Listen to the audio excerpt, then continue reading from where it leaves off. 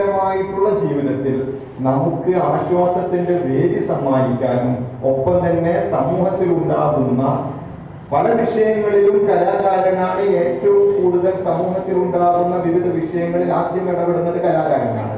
തീർച്ചയായും സംസ്കാര സാഹിത്യം അതിനുള്ള വേദിയാണ്. നിങ്ങളെല്ലാവരും സുനിലിന്റെയും ദിലീഷിന്റെയും ഒക്കെ ഒപ്പം ചേർന്നുകൊണ്ട് ഒരു സാംസ്കാരിക കലാപാരമ്പര്യമുള്ള മണലൂരിൽ ശക്തമായ രീതിയിൽ കമ്മിറ്റി, മുമ്പ് സുനിൽ കമ്മിറ്റിയിലുണ്ടായിരുന്നു, ശക്തമായ രീതിയിൽ വളരെ പ്രൗഢമായ ഒരു സദസ്സാണ് കേട്ടോ.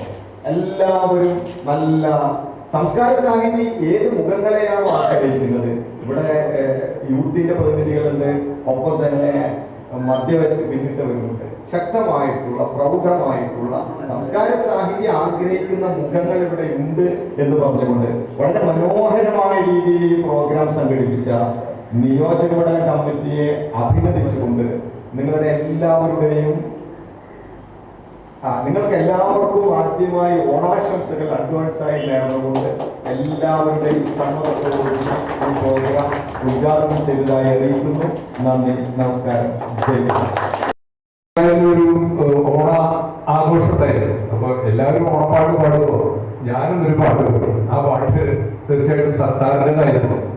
ആ പാട്ടിന്റെ വരികള്: കണ്ണേറ് കൊണ്ടെന്റെ കല്ലിനെ കവർന്നുള്ള കരളിന്റെ കരളായ പെണ്ണേ, കരളിന്റെ പൊന്നലിൽ ഞാൻ ഇരുന്നുണ്ണാൻ വരും നേരം കളിയാക്കി ചിരിക്കുമോ എന്നെ. പണ്ട് നമ്മൾ ഒരുമിച്ച് മാച്ചുപെട്ടിരിക്കുമ്പോ ചെക്കനും പെണ്ണായി കളിച്ചില്ലേ അന്ന്. മാപ്പിള വിടരുമെന്നെ നിന്റെ ഉമ്മ പാടിയിട്ട് കൈകൊട്ടി പാടി രസിച്ചില്ലേ. അങ്ങനെ പോകുന്ന വരികളാണ്.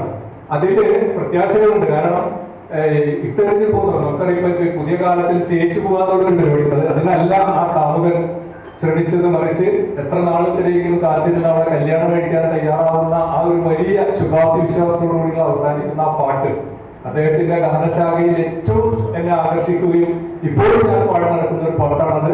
ഏതായാലും ഇങ്ങനെ അവസരം തരുന്നതിന് വളരെ കുറേ കാര്യങ്ങൾ അതിനെക്കുറിച്ച് പറയാൻ കുറെ എഴുതി കൊണ്ടുവരികയും ചെയ്തിട്ടുണ്ട്. പക്ഷേ SBI ലൈഫ്, നമുക്കായി നമ്മുടെ പ്രിയപ്പെട്ടവർക്കായി.